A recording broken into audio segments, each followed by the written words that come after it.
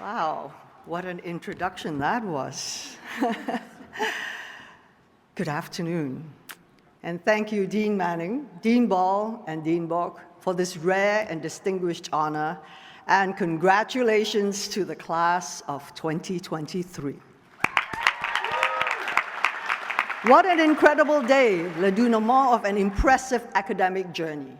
Congratulations as well to parents, partners, and family members of all the students here today.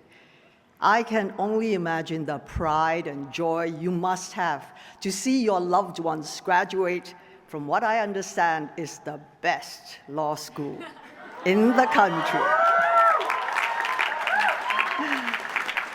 To the graduating cohort, I consider it a privilege to have been asked to speak to you as you are about to unleash yourself on the world. This moment conjures up the exciting image of a high diver poised to leap into the void. As you know, I am not a lawyer. I can't even say that I have played one on the screen.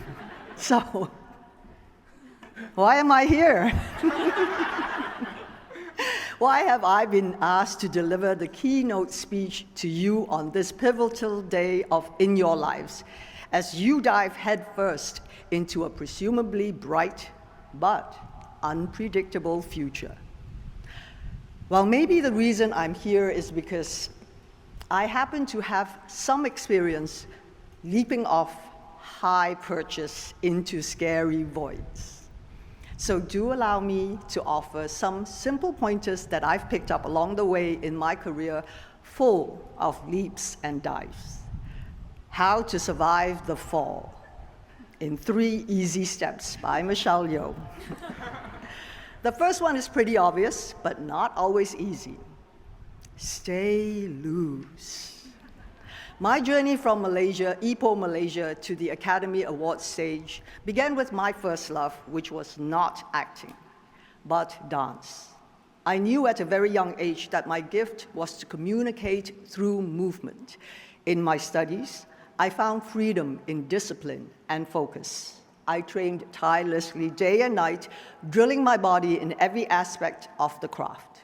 More importantly, I trained my mind to be still, to silence the whispers of self-doubt. Dance was my safe place, my inevitable future, and my undeniable path. So I enrolled in a ballet school in England and began living my dream. Unfortunately, life had other plans. I suffered a spinal injury, and just like that, I watched everything vanish into thin air. Life as I knew it was over. With my dreams of dance crushed, I credit the principal of my school for giving me the encouragement that ultimately led me to a career beyond my imagination. It was she who encouraged me to stay loose about my future. When falling, the tendency is to tighten up to brace for impact. But in truth, the safest thing one can do is remain calm, even curious about the shifting world around you. After graduating with a degree in creative arts, I returned home more open to other possibilities outside the box. With this awareness came the freedom to make choices I might not have otherwise been able to.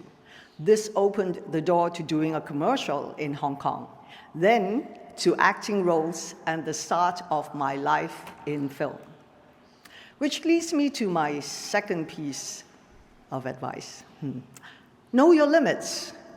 Although understanding what you can do is essential, understanding what you can't do is pretty important too. This works on 2 levels, both internally and externally. Internally, knowing your limits keep you humble, motivated, and focused on a goal to point your finger toward. Externally, knowing the limits that are set for you by others give you a place to point a different finger. I am talking about the middle one. In other words, limitations set by yourself give you boundaries to respect, but limitations set by others give you boundaries to bust through. As a young woman trying to break into film in Hong Kong, I was confronted with limitations at every turn. Initially cast in stereotypical roles, the demure, docile damsel in distress, I soon realized that what I wanted to play were the action roles, the heroes. Of course, these were then reserved exclusively for men, but I could see that their fight sequences were highly choreographed, and I knew in my bones that my dance training would allow me to excel at them if only I were given the chance. So I went to my producer and said, I did say, please, I want an action role. I was prepared to do everything the men were doing, the choreography, the stunts, taking the blows, the wire work, all of it. What? Like it's hard?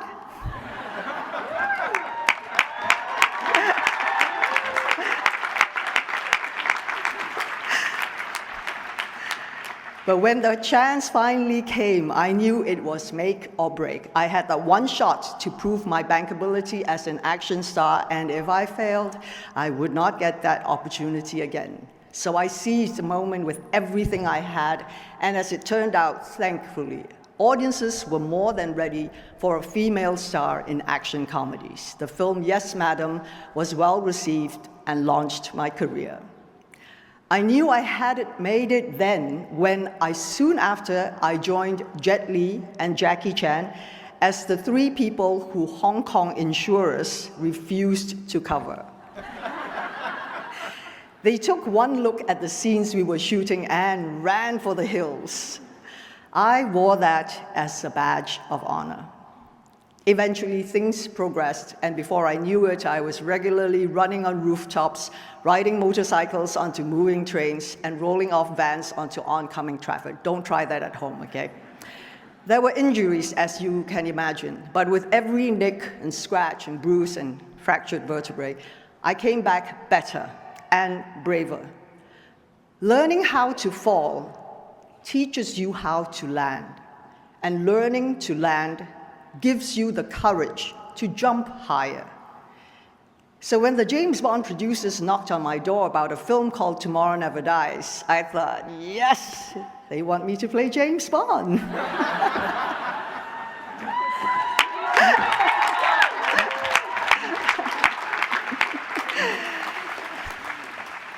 I was fortunate that the producers Barbara Broccoli and Michael G. Wilson had a substantial role in mine in the character of Wei Lin, a formidable agent who was always one step off her adversaries and equal to Bond.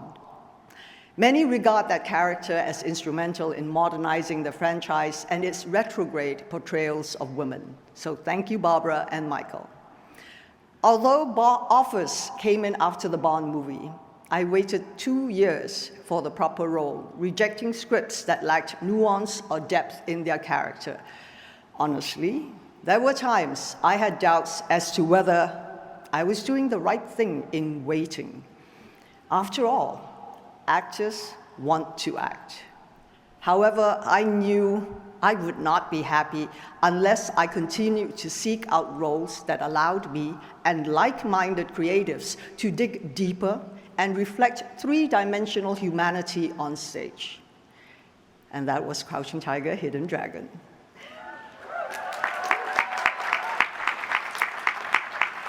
So I must have done something right because I am busier than ever.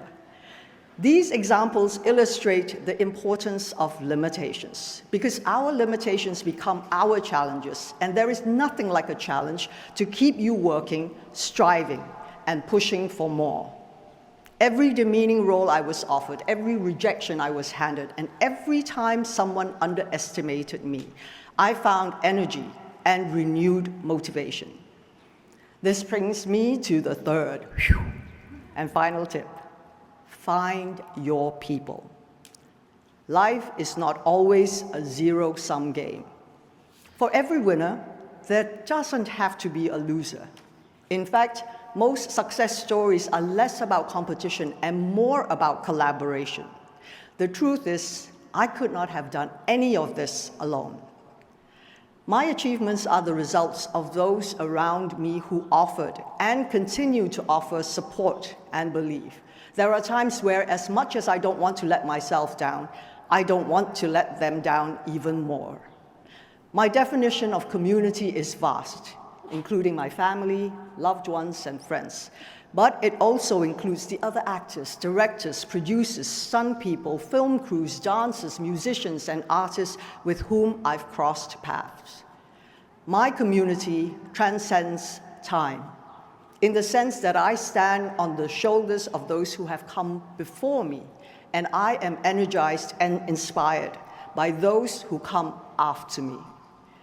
My community extends beyond people I know personally, which is why representation matters and why diversity on and off the screen have been a major priority for me, particularly for women and particularly in lead roles.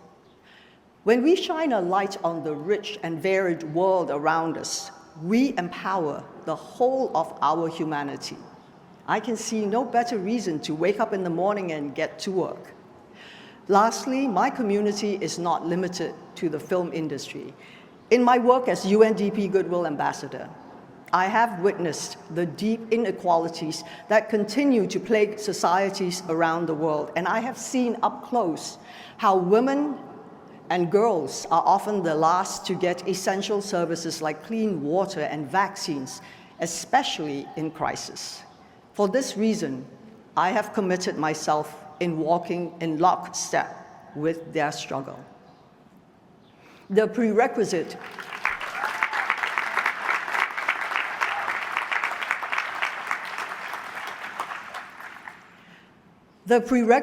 to change is empathy.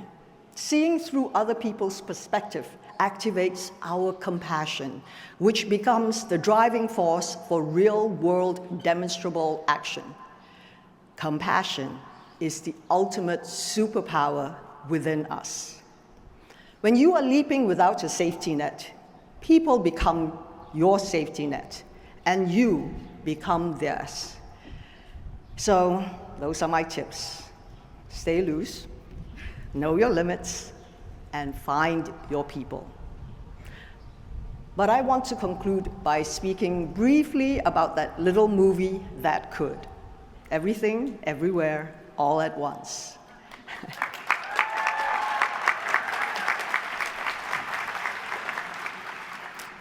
This was a film that in many ways brings together all the insights I have shared with you today. It defied genre, playing loose with free expectations and defying categorization.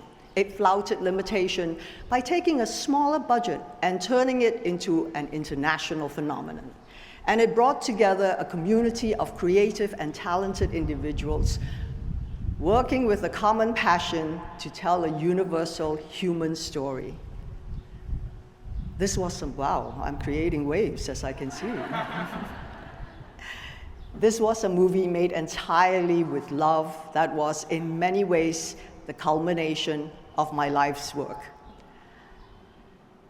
And the reverberations of that love continue to be felt as Everything Everywhere All at Once has caused a tectonic shift in the industry, opening the door to more independent efforts and greater Asian representation.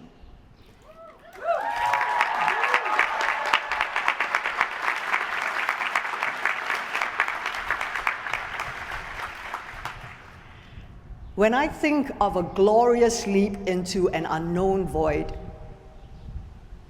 I think of that movie. So class of 2023, this is my offering to you. Today you graduate, and today you leap. Stay loose, be smart, and go with love. And then leap again, and leap again. I look forward to living in the world you'll all help build, and I am honored to have been one small voice at the beginning of your journey. Thank you all, and I wish you every success. Happy graduation.